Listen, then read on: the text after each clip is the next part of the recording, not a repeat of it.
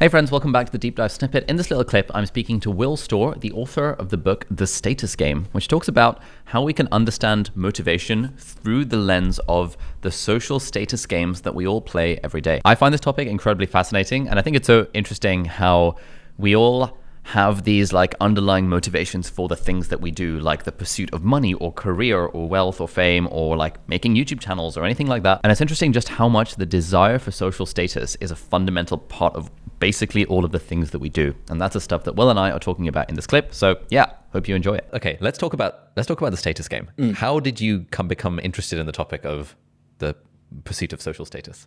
Well, so The Heretics and then Selfie and then The Science of Storytelling, those three books were all about that idea of the brain as a storyteller. They were all pursuing this one idea, which is the brain is this delusional machine, which, as I said before, remixes reality into this heroic story. We're at the middle of the world, the universe, everything revolves around us. We're amazing, as long as we're psychologically healthy, we have all these, crazy biases. So, I started to think, okay, so if that's what's really going on, if that's the kind of delusion we're in the middle of, if that's the kind of lie of the brain, what's the truth of the brain? Ooh. What's actually going on kind of beneath the hood? And so this phrase that I read, I think it was a psychologist called, I think Robert Hogan came up with this phrase. That I used it in The Selfie and The Science of Storytelling, that our secret subconscious drive is to get along and get ahead. And I thought I always love that because it's so simple to understand. Get along and get ahead, yeah. And the reason it's those things is because we're tribal. We're a tribal animal. We're these apes that have mastered the art of cooperative living. We're driven to, and so for those reasons, we have these very strong subconscious urges to getting together in groups of people who are like-minded, and pursue goals with them, but also compete for status with other members of that group, but also those groups compete for status with rival groups. Yeah. And so that's tribal life. That's life in the tribe. That's why we organize, human life is organized like that, because it was organized like that 20,000 years ago on the African savannah. I always find it's amazing that that's still human life today. Those groups are political groups, they're football teams, they're cults, they're religions, they're corporations. That's just what we do. That's human social life. It's groupish and it's competition.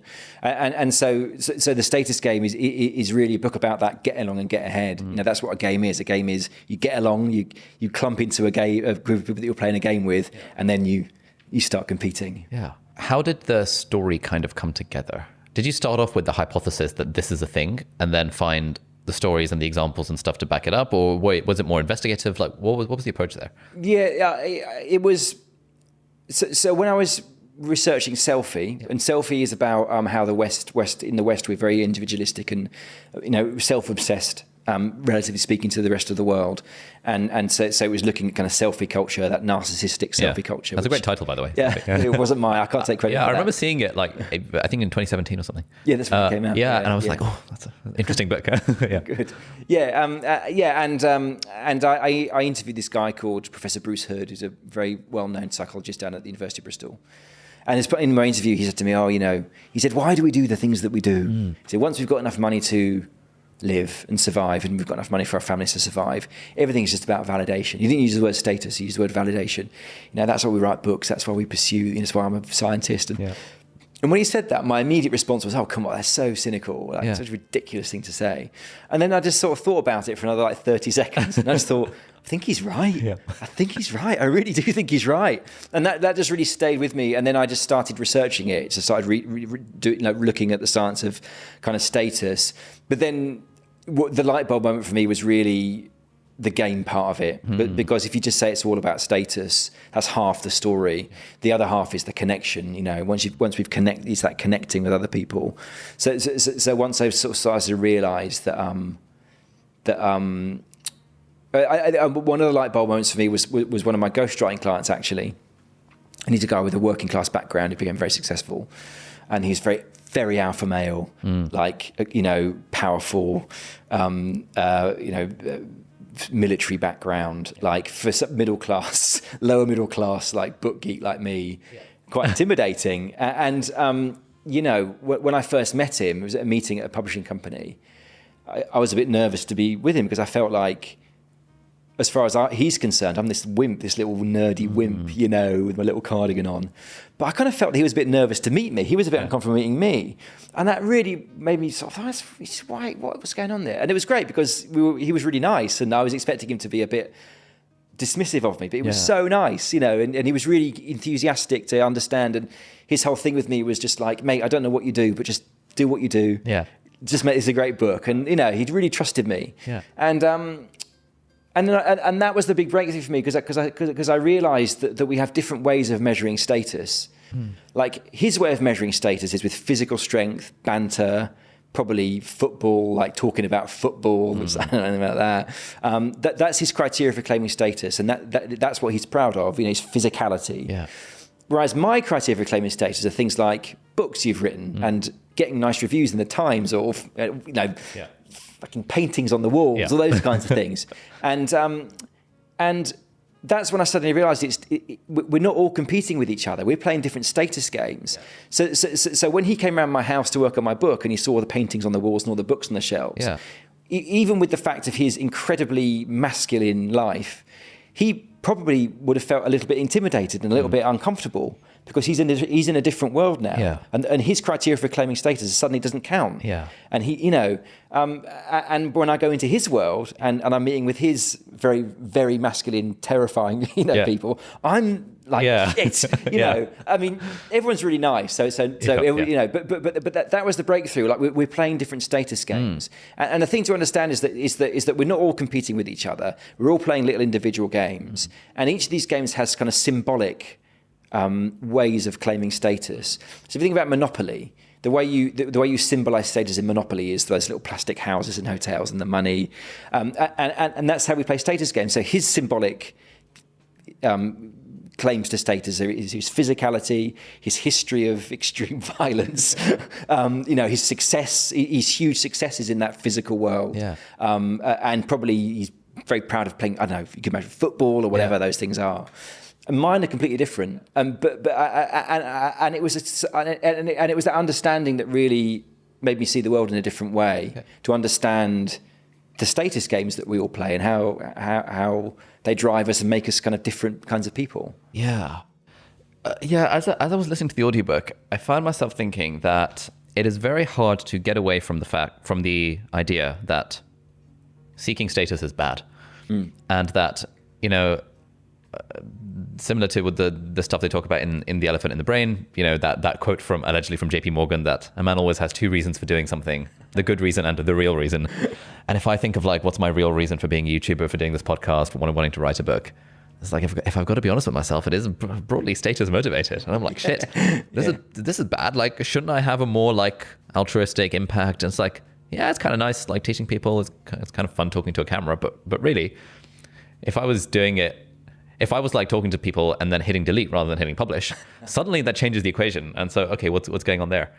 What do you think about that? That like when I guess when we think or when we point out the status thing, it feels like a negative. It does feel like a negative, and that was the journey I went on, because it isn't. I mean, it can be a negative. Yeah. There's lots of negative in the book about the bad sides of the status game, but it's also what's made civilization. It's what makes us good people. You know, the history of the status game again goes back to those tribes, the tribes in which we evolved. And so, you know, nature has to find a way of incentivizing us to be valuable people. You know, we humans can be very selfish and self-interested and delusional, and you know, all those things.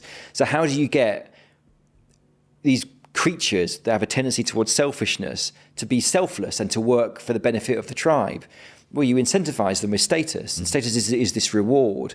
So what happened was, you know, we were playing status games with our reputation. We had a reputation in the tribe, you know, and you'd get a good reputation. You'd go up in the status game if you proved yourself to be valuable to the tribe.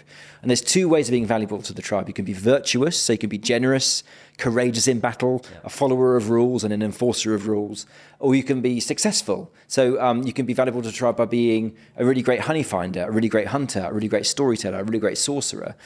So it's this reward that you get for being valuable, for being useful, for being kind and generous. And so that was true 10,000 years ago. It's still true today. It's, if you think about, like, we're not used to seeing people like Gandhi and Malala as superstars, as celebrities, but they are, they are moral superstars.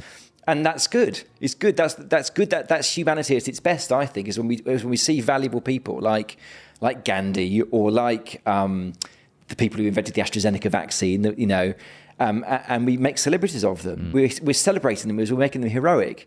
And so, without that, we wouldn't have civilization. We wouldn't have the moral world as we know it, because you can feel it with the moral status thing. When you do something good and kind, you feel it in your body. Feel great. You go, ooh, you feel up. You literally feel physically up, And when other people find out that you've done a nice thing, they go, oh, that's amazing. Yeah. And that's an automatic response. And that's brilliant. That's the best of the human animal. So I do think I completely agree with you that we are conditioned to seeing status as a negative thing, and it can be a very negative thing. But it's also the very, very best of who we are as a species. In the book, I talk about like things like the origin of the iPhone, for example. When Steve Jobs kept meeting this guy from Microsoft at these parties because his wife was friends with his wife. And this guy we've solved computing. We're going to kill Apple. We've got this new touchscreen device with a stylus. Yeah. And Steve Jobs was just livid because he was like, he didn't talk to me like that. Microsoft solved computing. And he came in and apparently there was a set of expletives and he said, right, we're going to show him how it's really done. And it's not a stylus, it's with your finger. Make the thing with the finger. Yeah. And they made it. And that was the iPhone and then became the iPad. It started off as So that's a great example of somebody Steve Jobs was very interested in status, unusually, obsessed with status. And the iPhone, for good or for better or for worse, has changed the world. And it began with just somebody feeling belittled at a barbecue in California. I guess if we think of our own motivations, kind of on an individual level, the way I kind of think of it is that there is always some kind of status game that I'm playing in basically everything I do, but there's nothing I can do about it, and so it's actually kind of fine. And so similar to why do I go to the gym? Well, I can pretend it's for health reasons, but really everyone knows what the real reason behind going to the gym is. Yeah. But that's not the end of the world. It's we don't need to have fully pure altruistic motives for the things we do to still actually be good. That's right. It's like Men's Health isn't really a health magazine. It's a sexy body magazine. It's an I want to look good naked magazine. And that's right. The health version of that I don't think it would sell very particularly well. You can't get away from it. It's in your kind of body. It's in your brain. Yeah. As soon as you're out in the world mixing with people, it's automatic. You're judging them, they're judging you. The game is on. Hey friends, thank you so much for watching. If you enjoyed this clip, then click here for the full unedited episode. And if you like that, then do please consider subscribing to the channel. It means a lot. Thank you so much and have a great day. Bye-bye.